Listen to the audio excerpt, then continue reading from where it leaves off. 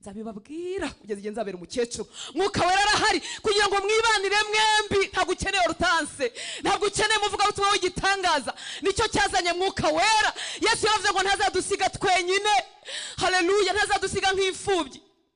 Atwohereje umufasha wo kubana natwe, azatwigisha, azadusobanurira ibyo Yesu yasize atubwiye, azadutoza ibyo gukiranuka, azatubwira iby'Imana ikunda, azatwubaka igicaniro cy'amasengesho mu mitima.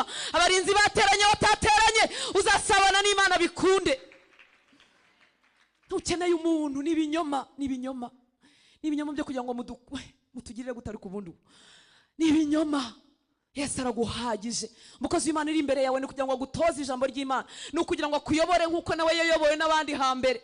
Kuko ubu butumwa bwiza ni uruhererekane. Pawulo yabibwiye Timoteyo, arambwira ngo ibyo wanyumvanye imbere y'abagabo benshi uzabibwira abantu bo kwizerwa, bazashobora kubibwira abandi. Ibyo ndimo kukubwira hari undi nabyumvanye, nawe nutubera